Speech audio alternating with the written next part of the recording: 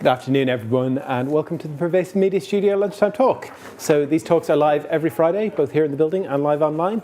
Hi, online folks. So whether you're in Bristol or you're far away, you can join in the conversation. So my name is Martin O'Leary. I am the studio community lead here at the Pervasive Media Studio. I'm a white man in my 40s, long hair and a beard, wearing a sort of light brown jumper today. Every Friday, we throw open the doors of the Pervasive Media Studio for Open Studio Friday, where we offer you the chance to spend some time in our space by hot desking alongside our residents and staff from 10 a.m. to 5 p.m. So especially big welcome to anyone who's new to the studio. Can anyone who's new to the studio put your hand up? Okay, we got a few. Hello, welcome. This bit is for you. What is the Pervasive Media Studio? We're a diverse and collaborative community exploring creativity and technology, everything from product development to performance art. And we're a partnership between Watershed, where we are right now, UE Bristol and the University of Bristol, and we're funded by Arts Council England. And what we do is we offer studio space, including desks, meeting rooms, events and opportunities, all for free to our residents as part of a spirit of generosity and mutual exchange. And most of all, we're a space for people to take risks with embryonic ideas and to make some time for collaboration. So just a few notes before we begin. Please do feel free to move around. There's a kitchen back there. You can make a cup of tea or grab a glass of water. If you need to take a break at any point, we have a quiet space just to my left, your right, just around the corner there. You can pop in. There's sofas and beanbags, and it's fairly well soundproofed. We are not expecting a fire drill, so if you hear a fire alarm, that is probably real. The fire exits are at the other end of the studio.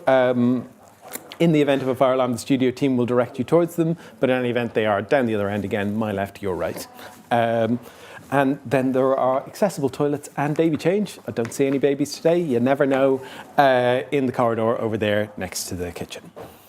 There will be a Q&A at the end of today's talk. So if you're watching online, you can pop your questions into the YouTube chat. Emma will be your voice in the room today. If you're in the building, then stick your hand up. We will send around a microphone so that the folks at home can hear. We'll do it the old-fashioned way. You can get news on all of our future talks by heading to watershed.co.uk/studio, to @PMStudioUK on Twitter, to @PervasiveMediaStudio at mastodon.social on Mastodon, or to @PervasiveMediaStudio on Instagram. And we should probably get on Blue Sky one of these days. All right, our speaker for today is Martha King. Martha is the creative co-director at Knowle West Media Centre and the co-founder and director of Control Shift, an international arts and tech festival based in Bristol. Today she's going to talk about a project called Forms of Intelligence, which brought together people who work closely with animals and plants from a wide range of disciplines and backgrounds to go on a learning journey together and to think about why AI is so often modelled on human intelligence when so many other inspirational multi-species forms of intelligence exist. So please join me in giving a very warm welcome to Martha.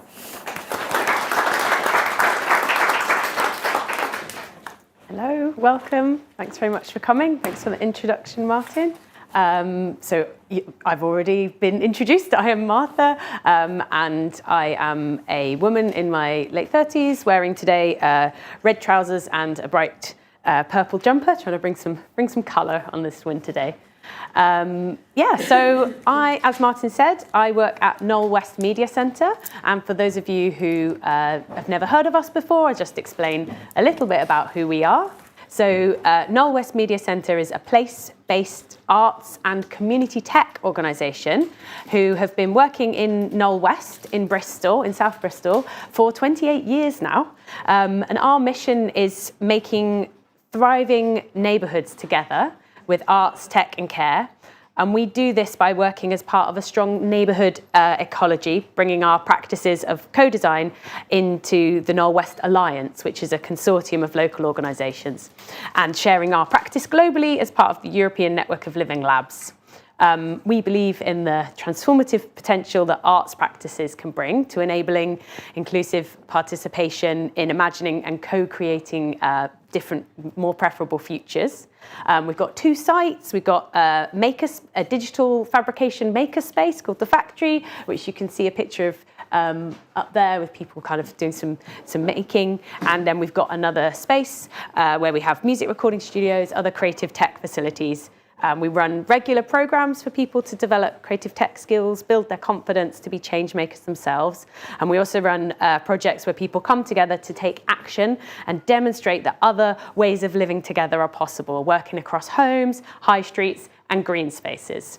And I just read that because I thought otherwise I could spend a very, very long time and I might end up going into lots of detail about all the things we do. So that's just a little overview if you've never heard of the Knowle West Media Centre. So as Martin says, I'm here today to talk to you about a project which is called Forms of Intelligence, and really grateful to get to come and talk about this actually, because this project for us started back in 2019, and the majority of it was in 2020. So kind of 4 to 5 years ago now. And obviously we know there have been some big changes in the world since then. And we were invited to come and share this as it really connects to the Other Minds season that you might know that Pervasive Media Studio have been exploring themselves, diverse intelligences in our world and how we might learn from and collaborate with them. So, which is what this project was all about.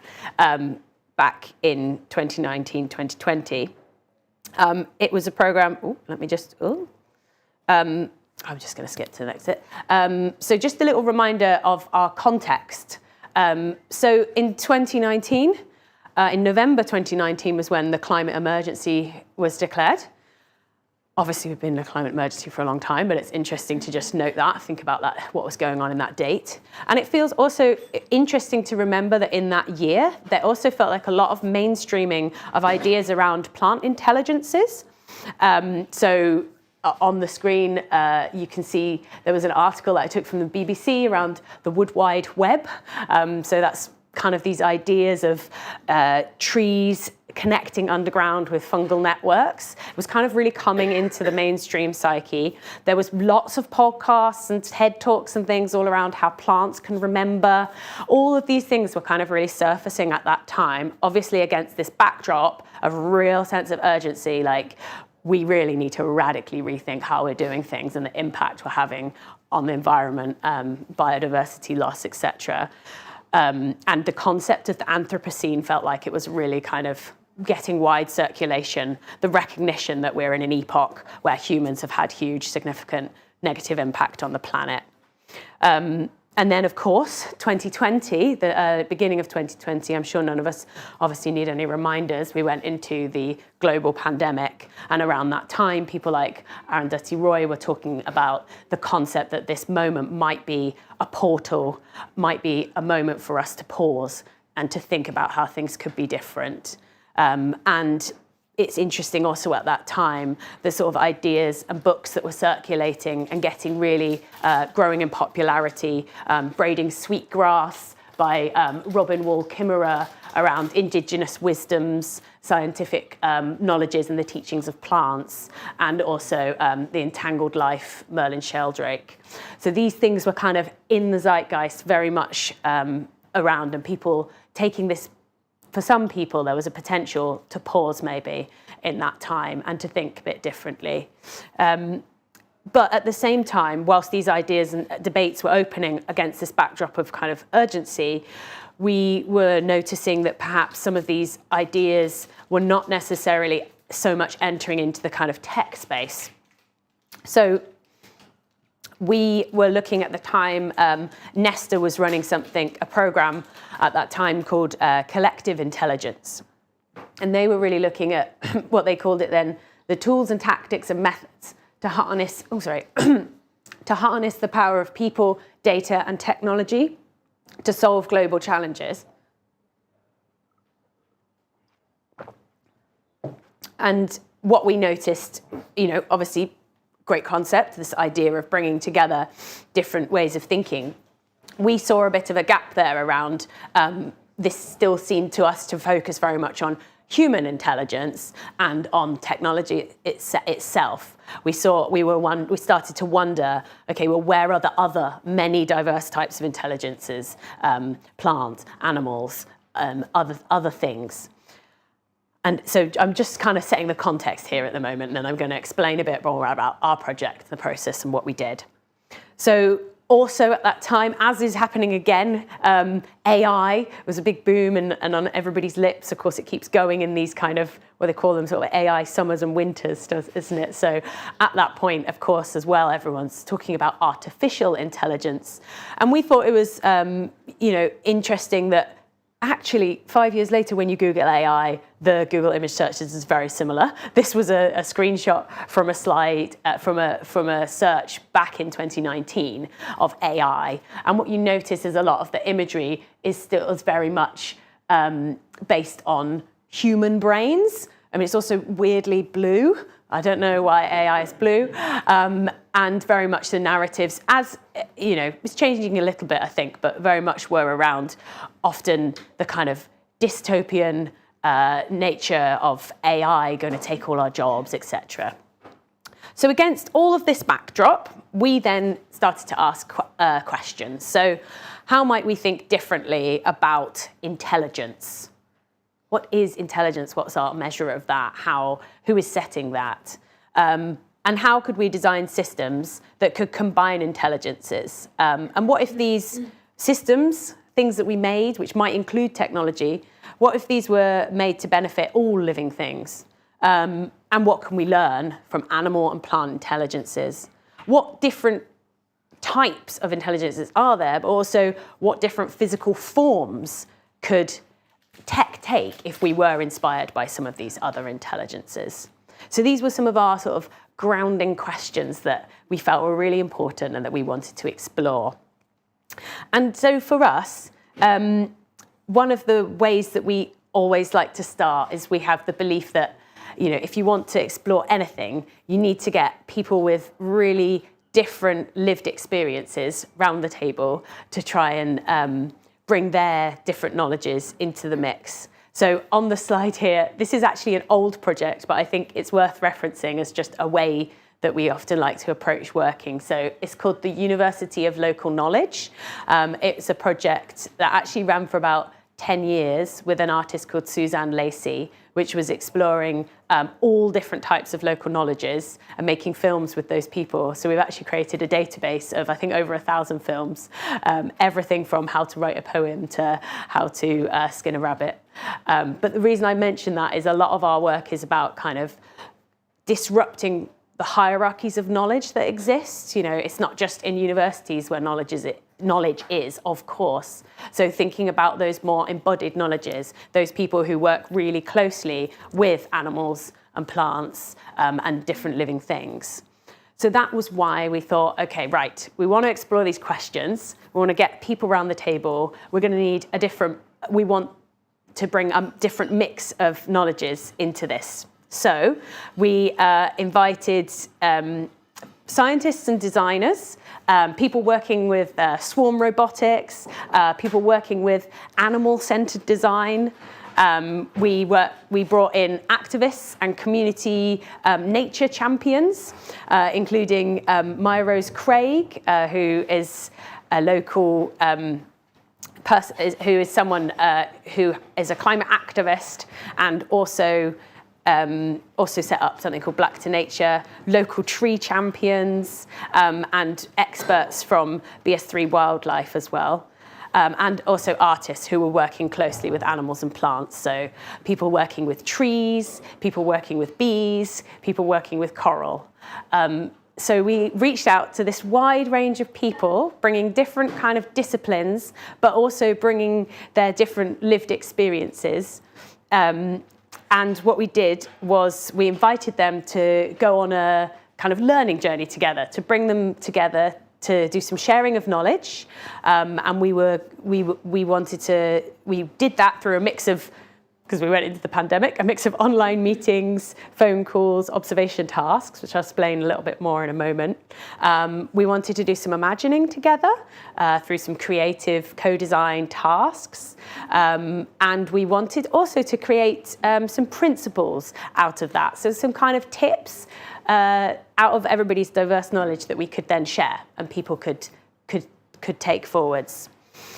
So to help us with that final part, we decided to do, as well as the people that we'd invited, which of course included artists, we decided to do an artist open call because we wanted to get somebody embedded into the whole process who was then going to be able to help us tell the story of it and to create some visuals to mean that we could share whatever came out of that process more widely. So we got on board an artist called Knowle Modi, who's got a really interesting practice herself. Has been working with fermentation processes and many other things. Okay, so we've got this group of people, we've reached out to them, we've got this artist on board. One of the first things that we did was we created a series of podcasts. And at this point, these were just one-to-one conversations because we wanted to create space for those different people to be able to share their different expertise.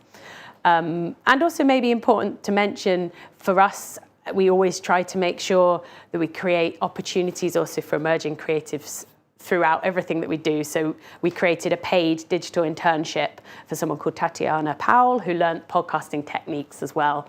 And most of the podcasts had to happen online because this was now in the lockdown period. So yeah, you can access all of these on Spotify. So it was wide-ranging things from seeing the values of trees with a local tree champion to bird watching and nature by stealth, as Maya Rose Craig calls it. She talks about sometimes about leading with what people are interested in. So, for example, taking a group of people out to do a photography workshop and then happening to be in a park to do it. And from soil to air to corals with Cashel Mulga, and listening to dogs through animal-centered design and more. So these are a really interesting, these were our sort of first insights, our way to get to know these people, but on their own individual terms. So we created this bank of podcasts. And then we decided to try to get everybody together online. And even that sounds like a very obvious thing to do. We had a group here of people from age 18 to 80, and some of those people didn't have any webcams and things. So we had to go to people's homes to try and drop them off and get them onto the technology. For some people, I remember having to call them up and have them on speakerphone whilst also on Zoom. So we got people together the best way that we could. And the first thing that we did was to kind of try to really create this space where everybody felt that their knowledge was valued and valuable, which I think in these kinds of projects is sometimes a bit taken for granted that everyone is going to be able to contribute. So we took quite a lot of time making sure that that was how we set the space. And then everybody was invited to tell stories about the birds they were working closely with, the butterflies, the plants, etc. We exchanged through online. And then we actually paired people up, asked them to listen to each other's podcasts as a kind of first nice way for them to get to know each other. And then we asked them to set each other tasks for each other to engage with the sort of specialist species that each other had. So for example, Edmund, who was expert in swarm robotics and ants behaviours and things, he set a task which was quite a sort of scientific experiment around ants. He set this for an artist who works with bees. And this artist, the way she works with bees, she collects some of their pollen and then she takes the pigment from that and turns them into paintings. But she's very knowledgeable about the bees. She's also a gardener, but she has a very different way into thinking about them, not from a scientific training background. So she set Edmund a task which was more about noticing and watching, drawing and being in the space and watching the bees. So that's just an example of the kinds of knowledge exchanges that we were kind of setting up and encouraging, both through having brought people together and then setting up these kind of almost like buddy systems for people to use phones, to send each other, post each other, or even meet safely outside if they could. And another one was Maya Rose Craig in Bristol and Louisa Ruge, who was actually in Colombia. At the time, they did an exchange around looking at mapping what they could notice around the birds in the different places. So very much about attending, listening, noticing and talking from their different perspectives again. So Louisa is a researcher who works in animal-centered design. So she works a lot with dogs, actually, and really attending to the differences in the species. She talks a lot about how people tend to talk about animals or like elephants, and how the differences and importance to see the differences in the different species of dogs. So again, these were sort of easy ways in to give each other tasks or to do tasks over remote places and to kind of learn together. And then we would come back together online, and we would set little design tasks. So we had one, for example, which was choose a living thing. This was like what in your own place online, draw it and answer these questions. So we asked questions around thinking through that species, like a plant or a bird. What harm can I cause?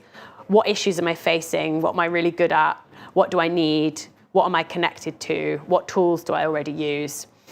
And it was just a way for people, everybody did this about the thing that they know most about, so about a particular butterfly, etc. And then we came back together and kind of to break down the sort of what can seem quite cold on a way being online. We asked everyone to bring something that represented what they'd just mapped out. So this person was talking about trees, and she told it back to the group through the tree. And this was just a playful way. And obviously we realised everyone was very aware that this is, raising questions about potential, anthropomorphizing in terms of like, we're only within our human bodies. And the best we can do is think through that. So we kind of it threw up lots and lots of conversations, and it enabled us to do first of all, we did lots of mapping around. So once we thought about these different species, how could we think about all the different intelligences they are bringing? How could we start to think about what systems could we be able to be creating that might benefit all living things? And how hard that is, how you might start to preference one over another, and all the problems that could come out of that. And we did start to come into, people started to have ideas about things that could be made, how tech could feature into this. But almost more important really than any of these, the co-design tasks, was actually the learnings that came out, the kind of things that we were gleaning, the insights from the different knowledges and the different species. So one of the things we did as a way to kind of culminate all this learning was to create, and this is working with the artist Kajal Modai, was to create these cards, which we called concept cards for co-species care. So we went through all of the podcasts, all of the recordings, and sort of tried to draw out insights, really, that might be able to be inspirations then for other people to think differently in any kind of making process. So I'll give you a tangible example. There's one, be messy. So that's sounds like a very big statement, sort of almost like a small statement that you could apply to anything, really. It's like a little nugget of inspiration. But what comes along with it is a accompanying book that helps you to go deeper and understand where that came from. So, for example, Be Messy came from Ben Barker, who was the wildlife expert and works a lot with butterflies. I mean, he says, with our wildlife group, we encourage people to think about the important role that gardens play in creating green corridors. The more wild and messy, the better for wildlife. So this book is full of these tiny little insights and nuggets, sort of longer quotes, which we've then distilled down into these small insights. And you could use these cards in any kind of a process if you were starting out making. It could be in relation to tech, but it could be anything wider than that as well.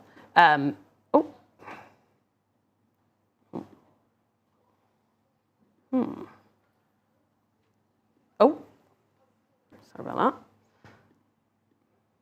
So yeah, I've talked about the cards. And I'm just going to play a little video that we made that shows the cards and people using them with some extracts of the clips from the podcast as well.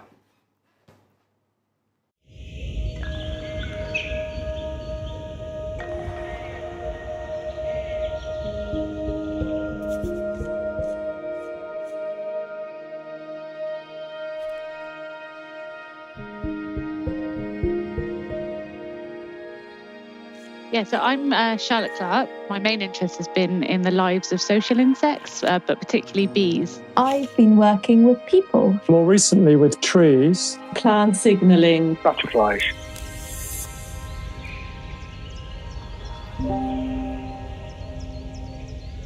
I think people forget that as humans, we're animals too, you know? People really engage with the idea of being able to hold like a wild animal in their hands. Like, I still find it really beautiful, and I've been doing it for years now. It's about communication, but it's really also about living in community. Yeah, so the community is more than the individual.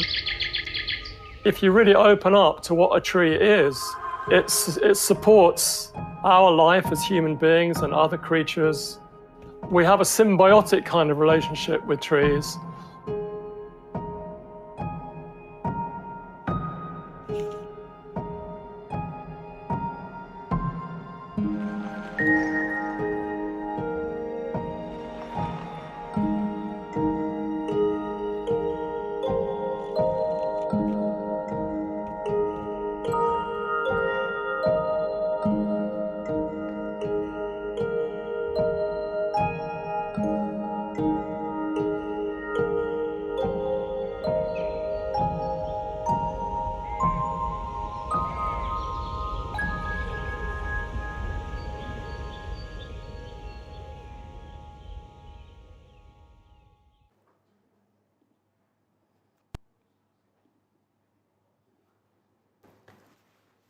So that was just a little insight into hearing some of the voices from the podcast as well. So what I would like to do is actually just hand out, if you'd like to take one. Maybe I'll give a few, yeah. And if everyone can take one. Pass around. Thank you. Some back there.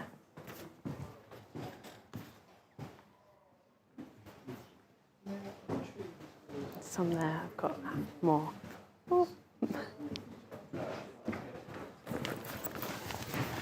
And for the people online, there's also a digital version where you can access these online.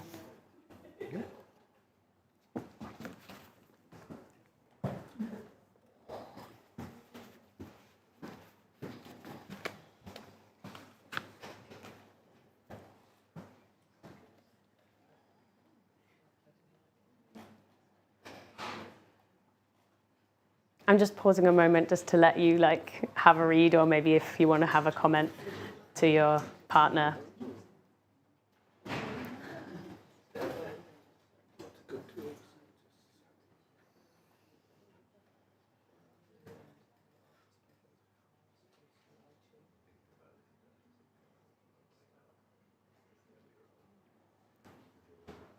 Okay.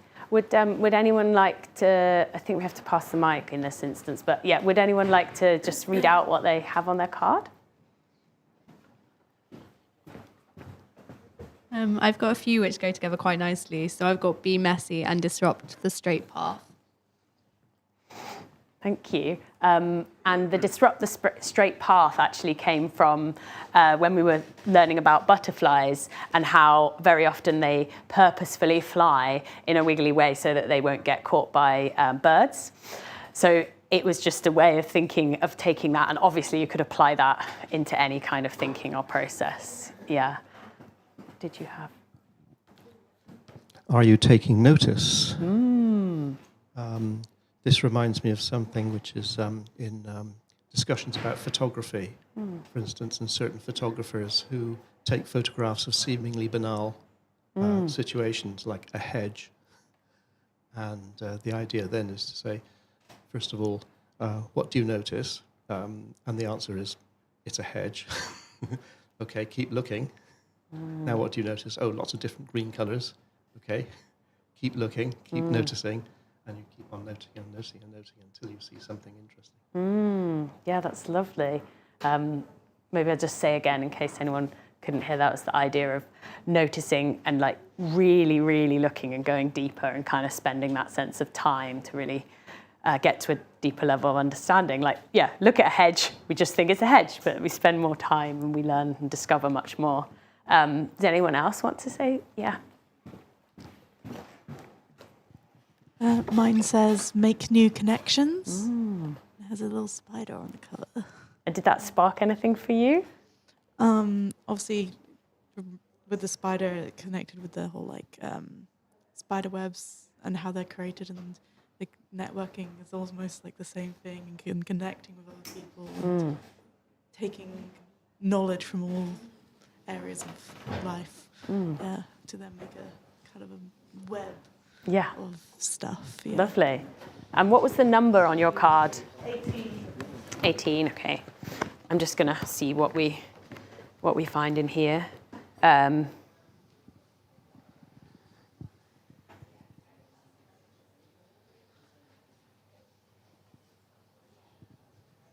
People forget that as humans we are animals too, and having the level of separation we do from the natural world is really detrimental to us as animals.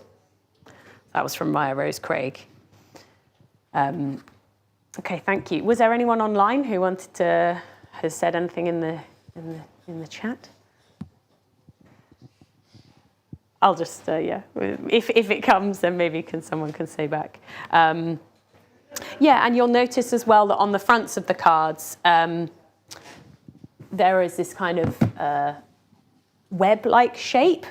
And we've thought quite a lot about how we wanted the cards not to feel like isolated things in themselves, because we kind of wanted to try to speak about lots of what we've been learning about the kinds of interconnections between things, but also how some things are not so obviously connected. So the webs, you can play with it differently and lay them all out and try to make connections across. Perhaps you could do that, then you could turn them over, and then you would find new insights into that.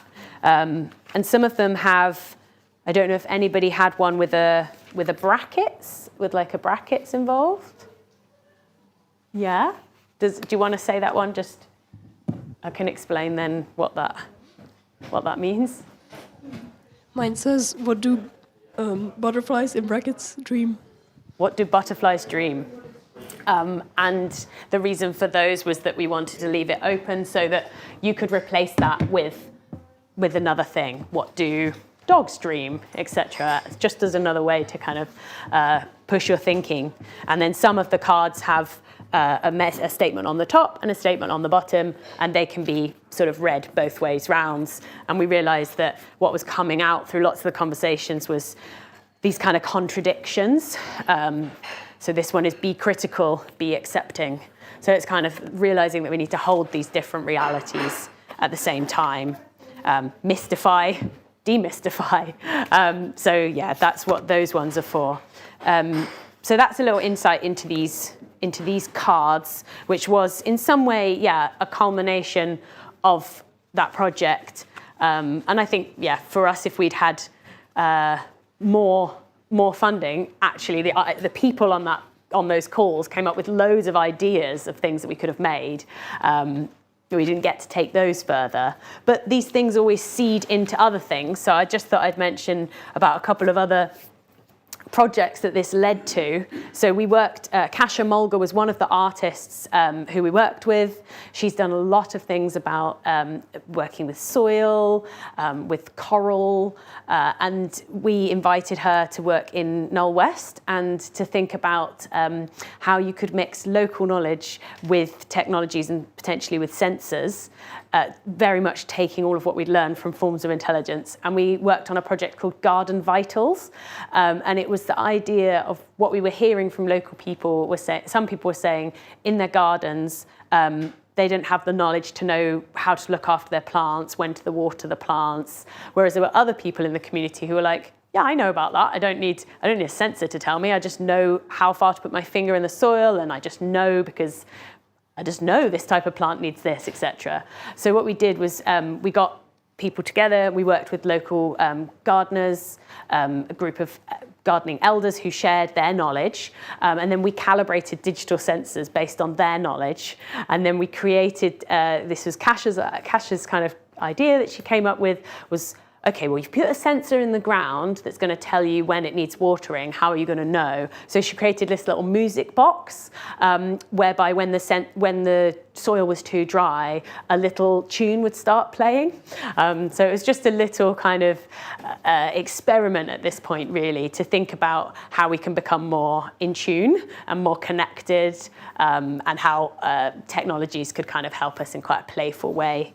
And then another project which actually we worked on last year, we were lucky to be part of the grounding technology project, which was coordinated from here, through the Bristol and Bath R&D.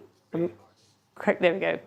And our project was called Garden Lab Whispers Grow, and we worked with some artists, disabled creatives, and local people in Knowle West to explore how we could connect with nature in a different way, realising that we are part of it, to understand more about all the living things and to see through fresh perspectives. So we did loads of projects, lots of experiments, starting out with this idea of the fact that you can actually power something using the soil. I don't know if anyone's ever heard of mud batteries. I hadn't before, but it's really easy kind of DIY tech, whereby if you go have a plant in a pot, you can put two bits of metal, you can connect it. The microbes themselves gather around the bits of metal and generate a small bit of electricity, which means you can form current, and then you can actually power something like a small light. So we used that as a way in. So we were like in the allotments, making these very small mud batteries as a way to go, oh my goodness, there's loads of stuff living in the soil. Wow, microbes. So it like opened loads of conversations, which, you know, maybe that can change the way you'd think about the soil and the earth. And obviously in doing that, we're all getting more connected as well at the same time. And then the creatives that we worked with, this is the artist Paul Grandjohn, this is Oliver and Ruth and Daisy, and they came up with the questions of, well, if you can't easily access nature, how might you be able to see through different perspectives and get into the ground in different ways? So they created these augmented mobility aids. So on the end here is a macroscope, which means that you can see really, really super close up without having to go down on the ground. So you can have a laptop which can be showing you. So you get to kind of really see in a different way. And then they created something called a snail cam, which was a very rough prototype, but it was on a remote control car here with another macroscope, so that you could feel like you could access and maybe see through a different perspectives. So just mention that as a kind of, whilst in a way the Forms of Intelligence project kind of culminated for us in 2020 with this, its insights and ideas are very much living on for us in other projects. So you can actually also download the cards yourself. You can also play them online. I think maybe some people who are tuning in are doing that now. There's an interactive version of the cards where you can flip them around. The book is there for you to download. So yeah, that resource is there for you. And we're very much interested in exploring further with these kinds of ideas. So yeah, do get in touch. But we've got some time now to ask questions, share insights. I'd be really interested to know if people are working in the similar kind of field. Obviously, I've explained a particular context about 4 years ago and a project that we did then. I feel that these topics and questions, and when you think about sort of extractive ways that a lot of technologies are being made now, it still feels really, really important to be thinking about these questions that we raised at the start. And obviously now, more recently, Watershed themselves been exploring that through the Other Minds programme. There's lots of talk around that with other forms of intelligence through James Bridle's Ways of Being book. So yeah, it all still feels very current. I'd be really interested to know if other people are already exploring these kind of ideas, and and also if you have any questions. Very much, Martha. Yeah.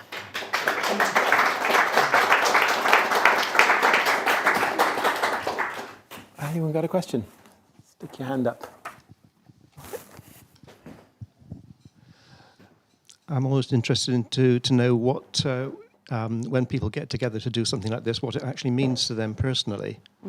Yeah, could you say something about that? Yeah. I think it's very different for each person, of course.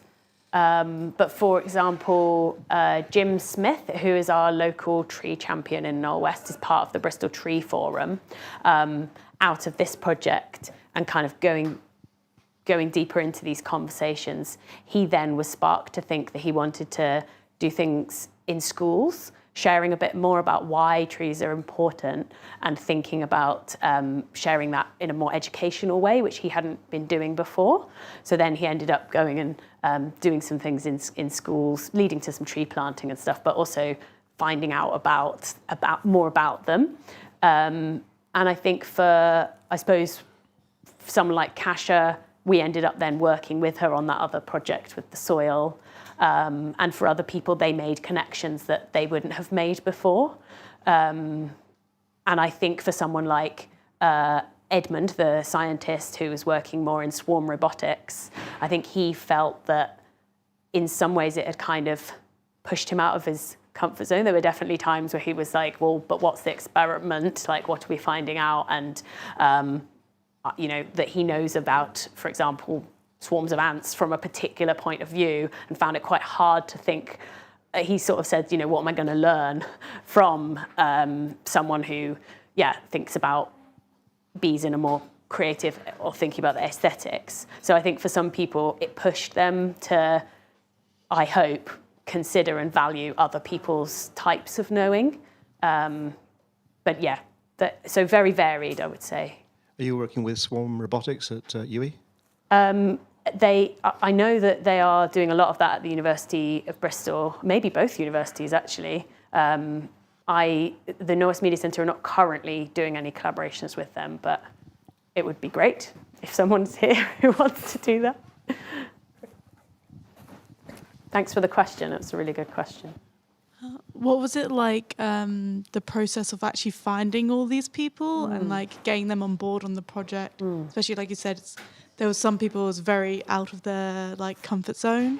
I'm just curious how that process was. Yeah. Again, very kind of tailored. So we needed to kind of contact and, well, it depended. If we already had a contact and we knew people, we could maybe just through an email share that we're really interested, that we'd like to kind of record a conversation with them. So the podcast was like the first sort of invitation part. And for some people who we didn't know, that would be like trying to contact, for example, Maya Rose Craig, we hadn't worked with before, but I was really interested in what she was doing. So I had to send her an email kind of cold, not knowing if it was going to go anywhere. And I think weirdly, probably because it was just at that beginning of that lockdown point, it might have served us, because some people who might normally have been really busy, suddenly they didn't have all the things in their diary.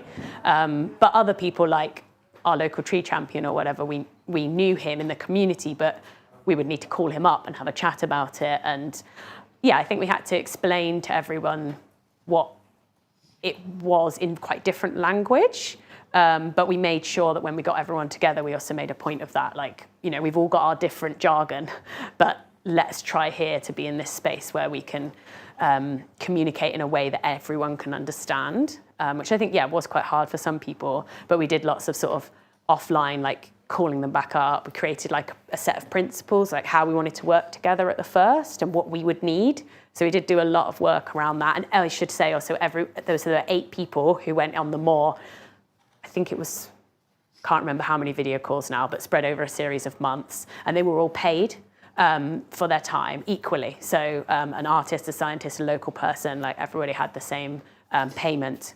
Separately, the artist who was producing this had a separate commission.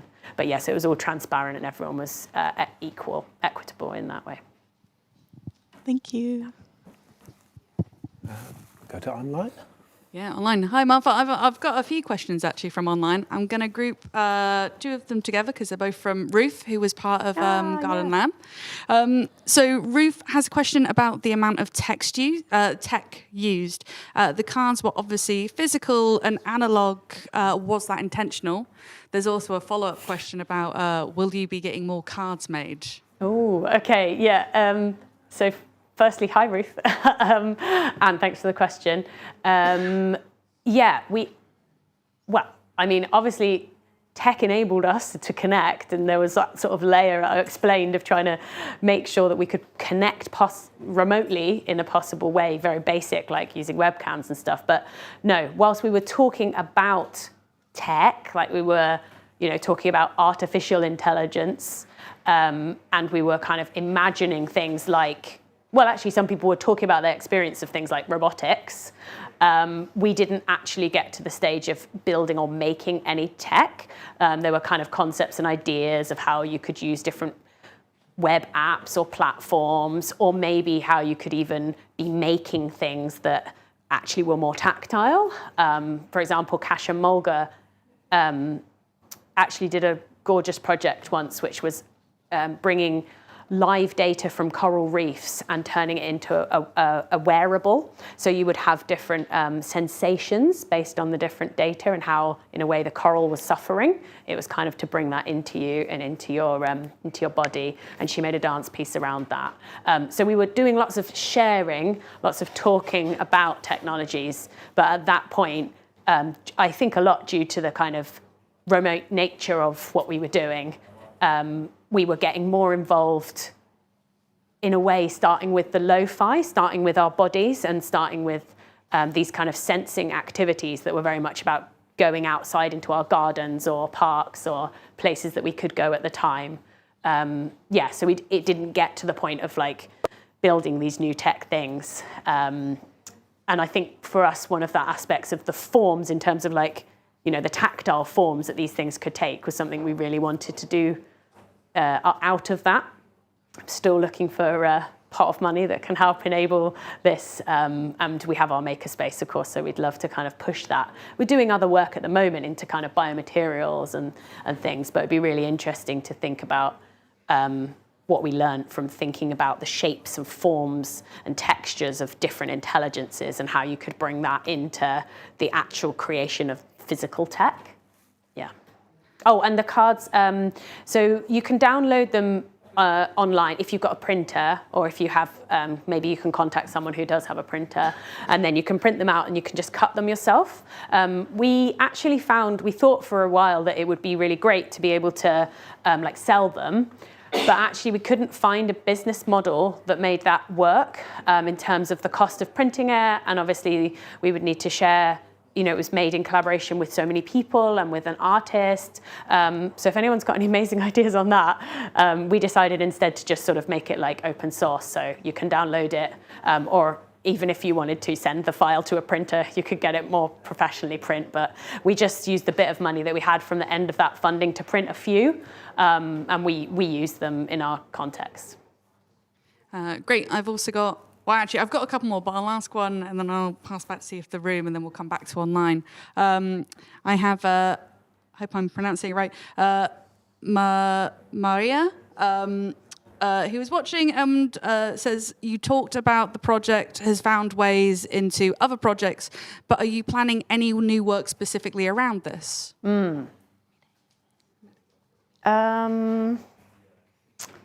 We are. Well, currently we're doing this might seem like a bit of a leap in connection, but one of the projects we're doing at the moment is on a street in our community, which is around the idea of retrofitting, both in terms of how can we make our homes more energy efficient, but also thinking about how could you retrofit a street to become more, to use renewable energy, but also to actually think about the natural intelligences we could bring into that too. So we're being inspired by things like Dark Matter Labs, trees as infrastructure, and thinking about how trees can bring us more shade, reduce heat, and kind of the relations to like carbon capture and things. So we are taking these concepts and ideas into the work, a lot of the work that we're doing. We don't currently have a sort of direct program around specifically the theme, but we are kind of shaping new programs for next year around, especially around community tech and how communities can come together to build the tech that they want. So I would kind of hope that lots of this thinking will come into that, and very open to people's ideas or suggestions of things we could focus on or people to collaborate with. Do we have any more questions from the room? All right, might go back to online. Oh, yes. Right, yeah, back to me. So, Tom is really interested to know, like, how can someone just learning about this project, like them, get more involved or engage? Yeah, well, you can contact, if you just drop me an email. I love hearing from people who are interested and maybe doing connected things. So I think that would probably be the easiest way. And then, yeah, we can always arrange like a visit. You can come and see our spaces. We talk more about the projects that we're doing. I mean, the Knowle West Media Centre, we're an Arts Council national portfolio organisation, so it's very much part of our remit to be supporting creatives and artists. So if sometimes people approach us with a project and then might be looking for some support or some space or even some match funding, and we often are able to do that. So, or if someone's got an idea of something they want to run, yeah, basically just get in touch. I've got a straightforward question, which is I'd just like to know a little bit more about how you've used the cards or how others have used the cards since you made them. Yeah, so it's quite often in a kind of workshop context, maybe kind of early on in a process where you're coming together around a particular topic of interest and you just kind of need to get those ideas going a bit. We've often used these as sort of like conversation prompts. I know that Emma was telling me that they've been used in some of the workshops here. I don't know, what stage of the process did you use them at? Yeah, so we use the cards at the very start of the More Than AI sandbox as a kind of conversational tool to kind of think about like wider forms of intelligence and diverse forms of intelligence that was sort of like, because obviously the sandbox was focused kind of more on AI. We wanted to sort of use that starting point as a like think big, kind of come back in, and we also applied it to objects they brought in as well. So we sort of tried to really mix it up a bit there. Nice, thank you. Any more questions? Well, in that case, I think we'll say thank you very much to Martha. Great, thank you.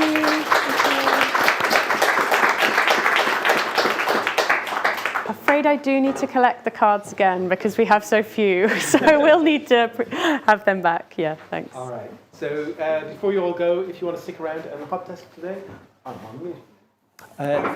before you all go, if you want to stick around in hot desk today or find out more about what we do, please come find one of the studio team. We'll be happy to help. Studio team, give us a wave. We are. Emma also, but she's head down. If you're watching online, you can drop us a line on studio@watershed.co.uk with any questions. Thank you all for being here today, and we'll see you again next time.